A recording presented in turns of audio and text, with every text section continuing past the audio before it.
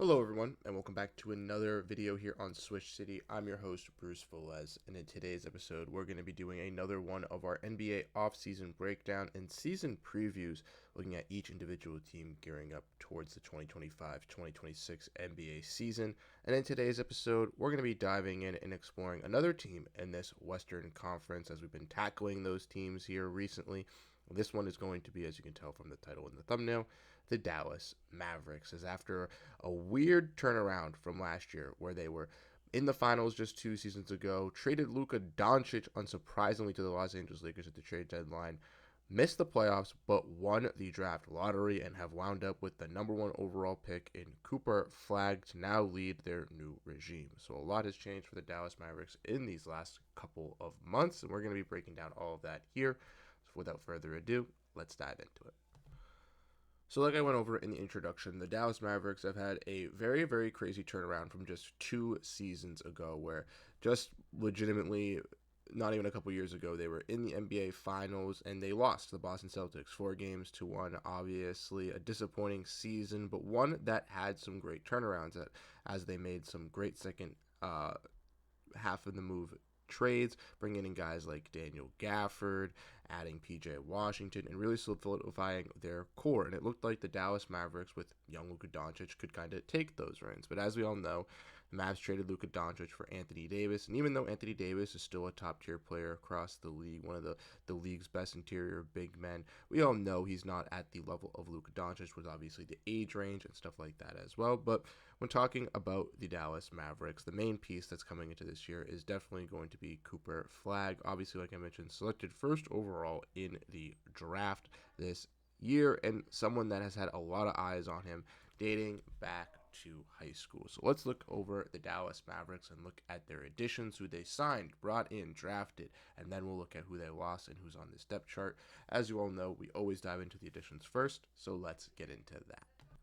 So when looking at the additions, we can see that the Mavericks made no trades this entire offseason, but they did make some signings, and some signings that did come very recently, as one of them happened just yesterday. But one of their main signings, and only one that they made to their actual roster, was bringing in D'Angelo Russell from the Brooklyn Nets. As we all know, D'Angelo Russell was with the Nets for the end of last year and was having a pretty solid role with them, but with the Nets not really looking to be competitive once again this year, maybe going into that full-on tank, it made sense for Russell to look elsewhere. And why not go to a team in Dallas where they have that availability for him to kind of get that starting job right away, with Kyrie Irving obviously being out with injury, where Russell can kind of play and play that starting role, something that he still wants to do in the NBA. Russell has always been critiqued in the NBA throughout his mainstay for how he's been able to fit on teams. Obviously, in the younger part of his career, people still viewed him to potentially be a second or third option, but it's clear and evident now that he's mainly just, a solid starter, but a really solid six-man type guy.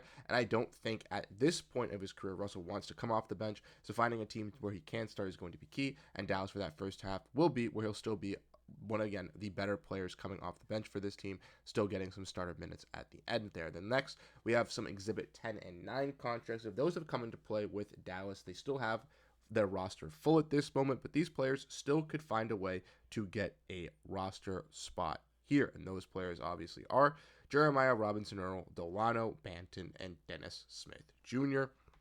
Jeremiah Robinson-Earl comes over from the Pelicans, where he spent the last season playing over there. He played some seasons with the Oklahoma City Thunder as well. The Villanova big man has not been able to translate to the NBA as much, mainly just a G League player, but will be looking to compete at least to make the Mavericks G League squad with that Exhibit 10-day deal, getting a training camp contract. The other two are on Exhibit 9s, looking to make their roster, and if not, most likely going to be waived and going somewhere else. Those two players are Delano Banton and Dennis Smith Jr. Banton spent his last season with the Portland Trail Blazers after being traded there from the Boston Celtics 2 seasons ago at the trade deadline. Banton, the 6'8 guard, just hasn't been able to translate really offensively, has had some struggles there, and will look to, try to be a defensive scrappy wing for the Mavericks in some competition with some of their other guys on the rotation. Also, Dennis Smith Jr., who obviously, as we all know, was selected by the Mavericks as a lottery pick a couple years ago, obviously has had some ups and downs throughout his career, is now going back to Dallas after playing overseas last year to try to get back into the NBA. We don't know necessarily if he's going to get that contract, but maybe Banton or Dennis Smith Jr. could squeak out one of those roster spots in which the Mavericks make an additional move before the start of the season. The Mavs also have Cooper Flagg, like I mentioned, their newfound piece that they're putting their trust into alongside this core with Anthony Davis, Derek Lively, Kyrie Irving, D'Angelo Russell to really shape forward the Mavs. Now, I think this is obviously a best case scenario for them after trading Luka Doncic, after getting all the backlash that Nico Harrison got. This was a blessing in disguise for them to land the number 1 overall pick, to now have Flagg to take over this franchise and to be the symbol of this franchise for the future. I do think ultimately they are going to try to be competitive and win, but if not with Flagg, then they can ultimately resort to building around him in the next couple of seasons when this core does get a little bit older. The two-way players that are on this roster as well are Miles Kelly and Ryan Nembhard. Both of them are looking to make impacts for this team. Kelly, I believe, played with the Mavericks last season, correct me if I'm mistaken, where Ryan Nembhard obviously went undrafted with the brother of Andrew Nembhard, obviously, from the Indiana Pacers, a small guard that is a very solid defender and playmaker and looked solid in the summer league, so hopefully he can impress for Dallas as well on a two-way. But now let's go over who left the Dallas Mavericks. And very similarly to the signings, not really many transactions happened, as they only brought in D'Angelo Russell and only brought in Cooper Flagg to this team, so they do still have a roster spot open, or they still didn't have to make that many moves. They lost Spencer Dinwiddie. He left. He goes to the Charlotte Hornets to sign a free agency. Kessler Edwards was someone who was on a two-way contract that ultimately converted himself to the Dallas Mavericks at the end of the year when they were tanking. He also goes to the Denver Nuggets. And then waived/overseas, we see Olivier Maxence Prosper, someone who was on this Mavs team last season, get waived after the Mavs were unable to trade him. They went over the salary limit. We're trying to cut players on their salaries so they can have their full roster.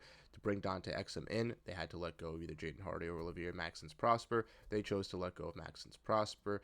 He now is on the Memphis Grizzlies on a two-way deal, trying to compete and get another standard contract. And then also Kai Jones, who as famously is known for going on Instagram Live and doing some crazy things, has bounced around the league here and there, going from the Hornets, the Clippers, then over to the Dallas Mavericks on a two-way at the end of last season. He has signed overseas, so he will no longer be in the NBA free agency pool, but could have a chance to come back at any moment. Therefore, the Mavs ultimately parted with 4 players, bringing in only 2, and that is where their roster currently stands at the moment with 15 players. So let's dive in and let's break down the depth chart.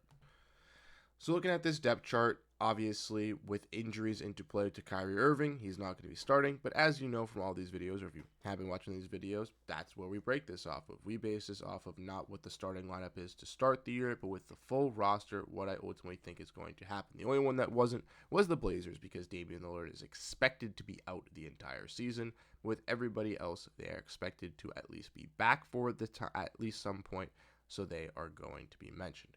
Kyrie Irving, Klay Thompson, Cooper Flagg, Anthony Davis, and Derek Lively will be your starting 5, presumably, for this team. Where you could see Flagg playing that power forward, them starting maybe D'Angelo Russell, Kyrie Irving, and Klay Thompson, but I also ultimately do think they would rather have the size. But let's break down these groups. First, starting at the point guard position, obviously Kyrie dealing with the torn ACL. He will likely be coming back at the second half of the season. He's already been seen recovering from this injury and is looking to be pretty solid. But like I mentioned, they have Russell to fill in those offensive voids, to be that playmaker, to be that offensive initiator, to be that scorer on the three-point line for guys like Cooper Flagg and Anthony Davis to kick out to. I expect him to thrive. Dennis Smith Jr. and Delano Banton are expected to compete with Dante Exum for this last spot. Exum was brought on in the end of free agency here, but was someone that the Mavs ultimately did want to bring back after having some stints in the NBA and going over to Europe. But Exum, in the later half of his career these last couple of seasons, has proved to be a solid playmaker, solid wing defender, and someone who can hit the open three ball if needed. So I think he is someone that the Mavs would like to have, but if the injuries do show to be a little bit more worrisome, then maybe they go with one of their younger prospects in Banton and Smith Jr. on an Exhibit 9. And then lastly, you have Brandon Williams, who was on a two-way last year for the Mavericks. I don't know much about him, but he finally gets a standard contract and will actually be looking to make a name for himself on this Mavericks team. Then we look at the shooting guards. Klay Thompson obviously signed with this Mavericks team to play with Luka Doncic to try to win a championship with this Mavericks team after they had failed last year, or 2 seasons ago, excuse me, to win the championship with Kyrie Irving. We all know that Klay Thompson and has gone a little bit older. I still think he's a solid scorer, but for this Mavericks team, I think isn't going to be as prolific as the last couple seasons. Maybe he is, but I do have some high hopes for Max Christie, the guy behind him, the young scorer who had a nice start for the Dallas Mavericks after being traded in that Luka Doncic deal. I think he could be a nice spark plug. And then Jaden Hardy, he could play some point guard too, but I think the Mavs would have 5 point guards at that point. Maybe you could switch Hardy and Exum. I don't really care. I'm putting him at the shooting guard position. He was someone that was also rumored to be traded like alongside Olivier Maxence Prosper, someone that the Mavs have invested in as a young product but hasn't really panned out. We'll have to wait and see his time in Dallas because I do think he could be on the chopping block sooner rather than later if his potential does not really blossom here in Dallas this year. Then once again, look at the small forward position: Cooper Flagg, Najee Marshall, and Caleb Martin. Cooper Flagg is going to be the one that everyone has their eyes on in Dallas to really see how fast he can grow and really take this Dallas team to the next level. Obviously, the fans are going to want him to take him to the next level, similar to like Luka Doncic. It's going to take a little bit longer, I think, for Flagg to really adjust. Obviously, a younger player coming in, playing alongside Anthony Davis, kind of in Derek Lively in that crowded front court, I think. Obviously, that's going to help him having those veterans to aid him on those sides of the ball, but I also do think it might limit his growth in those positions because he is playing alongside such dominant products. But I am excited to see what Cooper Flagg can be for them. Najee Marshall, switchable defender, small forward / power forward. Really like his ability on this Dallas Mavericks team, and if the Mavs aren't a playoff team, I could even see him being used as a tradable asset. And then Caleb Martin, who was brought in from the Dallas Mavericks. Once again, a weird trade at the end of the trade deadline for Quentin Grimes, who they did not want to extend.